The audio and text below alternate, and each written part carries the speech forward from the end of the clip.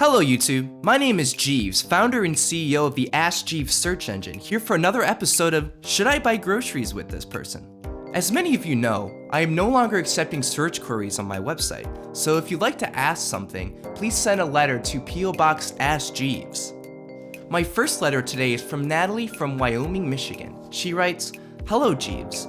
My name is Natalie, I'm 19 years old and I've been a fan of your search engine since even before I was a fetus and was just water. I've been looking for a grocery buddy for about 2 years now and was recently matched up with an acquaintance who I've hung out with only a few times. He works for Clorox producing bleach and disinfectant wipes, and because of that he thinks he doesn't have to shower or wash his hands, which is a shame because he smells absolutely repulsive because of it. However, his redeeming feature is that he always carries a toothbrush with him in his front chest pocket, which I find quite erotic.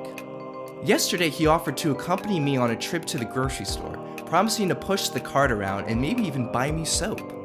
Although I would absolutely love a committed grocery companion, I am unsure whether or not I'll be able to handle this guy's scent as he strolls along with me through the grocery store. So Jeeves, I ask, should I buy groceries with this guy? Okay, the short answer, Natalie, is yes, you should absolutely buy groceries with this guy. The long answer, Natalie, is that it's just so difficult to find a committed grocery store companion in our current socioeconomic landscape, and the fact that he offers soap is just excellent. You know, personally, I find sanitation to be very moving. I know that the odor of someone could either make or break your first impression of someone, but it's also something you can easily look past once you dive deep into the soul of another human being.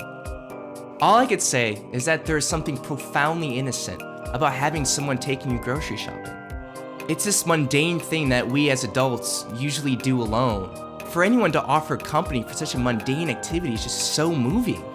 So give it a shot, and if it feels weird or if you just can't handle a scent, then you could go from there.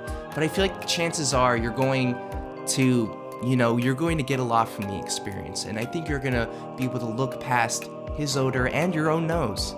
Okay, my second letter of today is from Daniel, who's from Alabama, New York. He writes, Hey Jeeves, I'm a big fan of the show.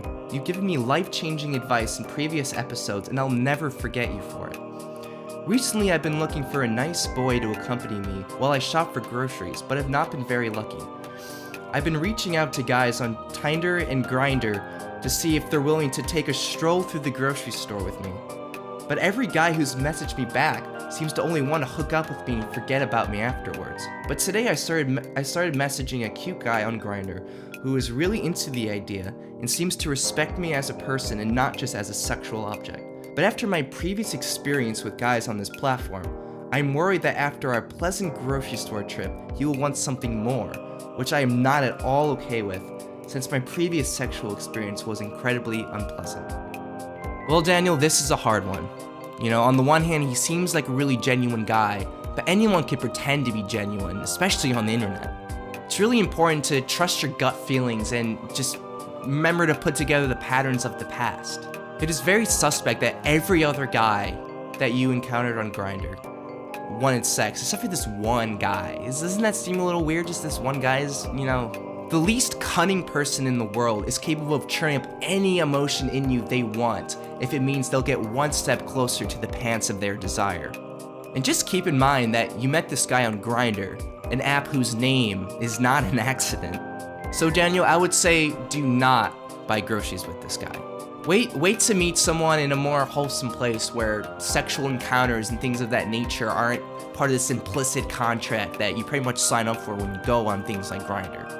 And if time goes by and you still haven't found someone, you could write me and I would be more than happy to go to the grocery store with you. Thank you for your letter. My final letter is from Charlotte from Alaska, New Mexico. She writes, Hi there, Jeeves. My name is Charlotte and I'm 22 years old. In the past year, I've had several grocery buddies, all of whom I reached out to myself, but all these experiences were underwhelming since none of these guys had any interest in the untapped orifices of the grocery store I so wished to uncover. But last week, for the first time ever, a guy reached out to me to be his grocery buddy for a day.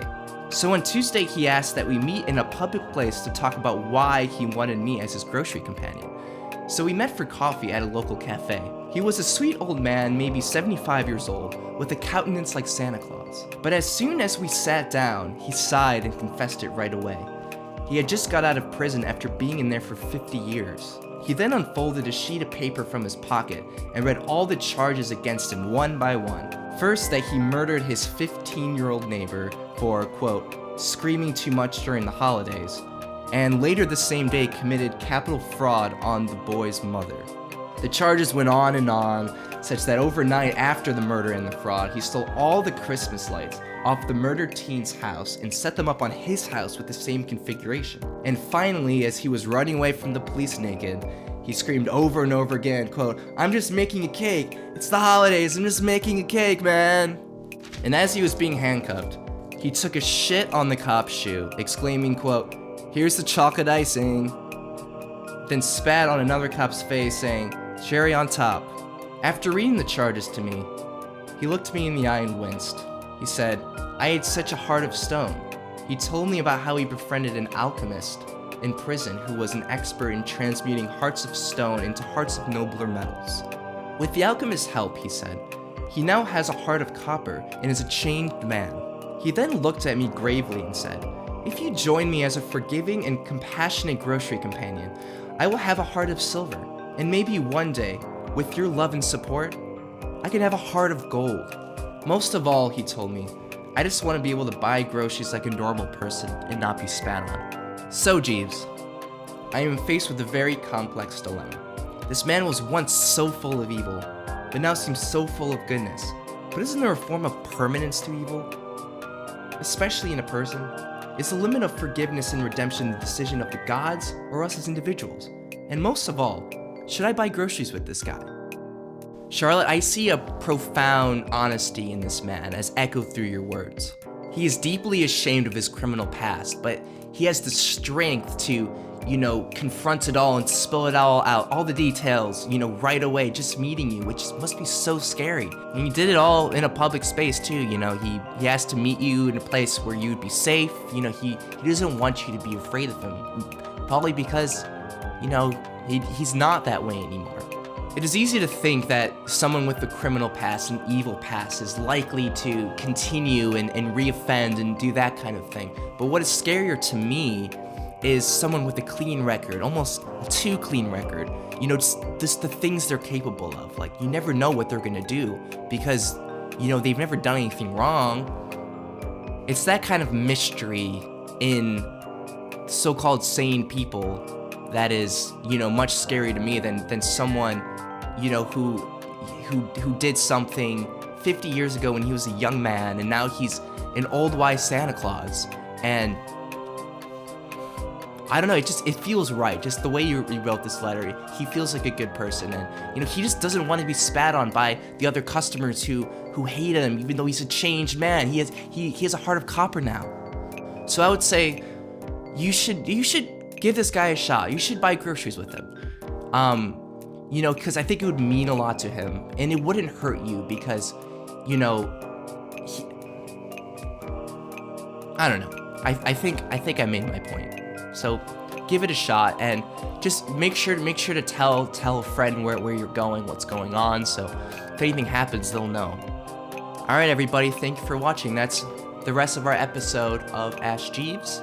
We'll be back next week with another question. So thank you so much for watching. Thank you so much for the letters. And I'll see you next week.